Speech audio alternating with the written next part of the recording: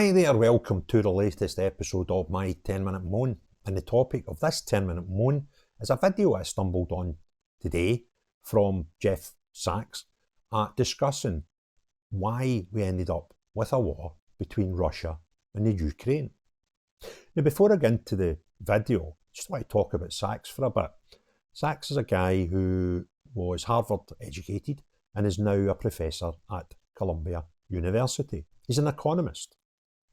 But in his working life, he has been employed by a lot of ex-Eastern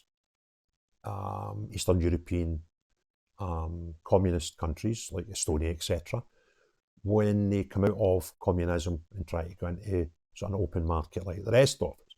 And he's advised a lot of countries how to go about commercialising themselves. And he's reached, like Poland, he got, I'll try and find the award. He was given a very, very high award by Poland. There we go. The Commander's Cross of the Order of Merit, due to what he'd done to their economic programme. In 1989, he was advising Poland's anti-communist solidarity movement and the government of the Prime Minister at the day. So he's had roles in a lot of Bolivia when they went from a dictatorship to a democracy. He's worked in China, he's worked in Estonia, he's worked in a lot of communist and ex-communist countries. So I'm quite sure he has a different opinion to maybe Russia than maybe you or I. However, when someone does a talk and they give you facts, dated facts, things that you can Google easy enough yourself and say, yeah, that actually did happen. You can't just say, oh, well, that guy's a bit woke, a bit woke here, a bit of wonky politics. Then you can't just dismiss it. And that's why I was intrigued when I was listening to the facts given out by him in this video. So what we'll do first of all is watch the video and then discuss the video. This is not an attack by Putin on Ukraine in the way that we are told every day. This started in 1990, February 9th, 1990. James Baker III, our Secretary of State, said to Mikhail Gorbachev, NATO will not move 1 inch eastward if you agree to German unification, basically ending World War II. And Gorbachev said, that's very important. Yes, NATO doesn't move, and we agreed to German unification. The US then cheated on this, already starting in 1994, when Clinton signed off on basically a plan to expand NATO all the way to Ukraine. This is when the so-called neocons took power. And Clinton was the first agent of this. And the expansion of NATO started in 1999 with Poland, Hungary, and Czech Republic. At that point, Russia didn't much care. There was no border other than with the Königsberg, but other than that, there was no direct threat. Then the US led the bombing of Serbia in 1999. That was bad, by the way. Because that was a use of NATO to bomb a European capital, Belgrade, 78 straight days to break the country apart. The Russians didn't like that very much. But Putin became president, they swallowed it, they complained, but even Putin started out pro-European, pro-American, actually asked maybe we should join NATO. When there was still the idea of some kind of mutually respectful relationship. Then 9/11 came, then came Afghanistan, and the Russians said, yeah, we'll support you, we understand, to root out terror. But then came 2 other decisive actions. In 2002, the United States unilaterally walked out of the Anti-Ballistic Missile Treaty. This was probably the most decisive event, never discussed in this context. But what it did was trigger the US putting in missile systems in Eastern Europe that Russia views as a dire, direct threat. In 2004-5, we engaged in a soft regime change operation in Ukraine. But in 2009, Yanukovych won the election and he became president, and in 2010 on the basis of neutrality for Ukraine.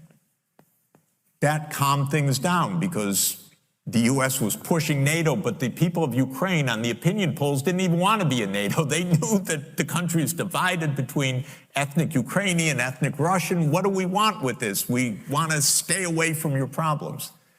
So in February 22nd, 2014, the United States participated actively in the overthrow of Yanukovych. A typical U.S. regime change operation, have no doubt about it. And the Russians did us a favor. They intercepted a really ugly call between Victoria Nuland, my colleague at Columbia University now, between her and the U.S. ambassador to Ukraine, Jeffrey Piat, who's a senior State Department official till today. And they talked about regime change. They said, who's going to be the next government? All of this is to say, the U.S. then said, okay, now NATO's really going to enlarge. And Putin kept saying, stop. You promised no NATO enlargement. It's been, by the way, I forgot to mention, in 2004, Estonia, Latvia, Lithuania, Bulgaria, Romania, Slovakia, Slovenia, 7 more countries in the not 1 inch eastward. And then, okay, it's a long story, but the U.S. kept rejecting the basic idea, don't expand NATO to Russia's border in a context where we're putting in goddamn missile systems after breaking a treaty. 2019, we walked out of the Intermediate Nuclear Force Treaty. On December 15, 2021, Putin put on the table a draft Russia-U.S. security agreement. You can find it online. The basis of it is no NATO enlargement. I called the White House that next week after that, begging them, take the negotiations. Putin's offered something, avoid this war. Oh, Jeff, there's not going to be a war. Announce that NATO's not going to enlarge. Oh, don't worry, NATO's not going to enlarge. I said, oh, you're going to have a war over something that's not going to happen? Why don't you announce them? And he said, no, our policy is an open door. This is Jake Sullivan. Our policy is an open door policy. Open door for NATO enlargement. That is under the category of bullshit, by the way. You don't have your right to put your military bases anywhere you want and expect peace in this world. They turned down the negotiations. Then the special military operation started. And 5 days later, Zelensky says, okay, neutrality. And then the United States and Britain said, no way. You guys fight on. We got your back. We don't have your front. You're all going to die. But we got your back as we kept pushing them into the front lines. That's 600,000 deaths now of Ukrainians since Boris Johnson flew to Kyiv to tell them to be brave. So there we go. Watched the video, opened my eyes a lot to this stuff about NATO, etc., moving an inch east. And what I'm not going to do is say Putin's a good guy. I'm not going to say that at all. I don't think he is. And I'm not even going to suggest that this was the reasons why Putin went to Ukraine. But I'll tell you what it did do. It certainly helped him justify it. Because of all these things in the video, you can now say, well, I kind of get it. Don't agree with it, but I kind of understand how he was able to sell this theory that attacking the Ukraine was a good thing to anybody else that had to agree with him, generals and other politicians, etc. And I'm not saying I think it's justifiable. I don't like wars. I don't think they have any positives in modern times. They're bad. People lose their lives. We've heard stories of over 500,000 to 1 million people have died in this conflict. It's horrific.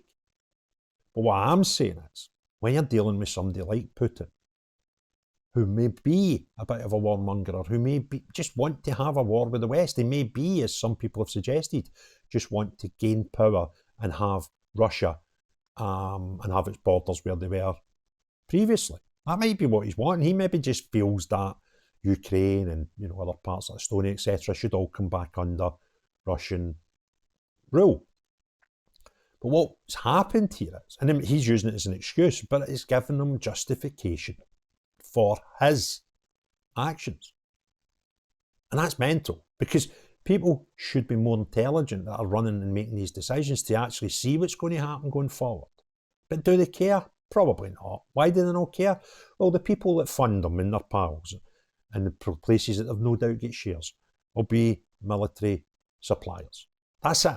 And oil, And then you factor in, well, the stuff we need for the batteries is in the Ukraine. So there's all these other side games, right, that go on, and why certain things happen in the world.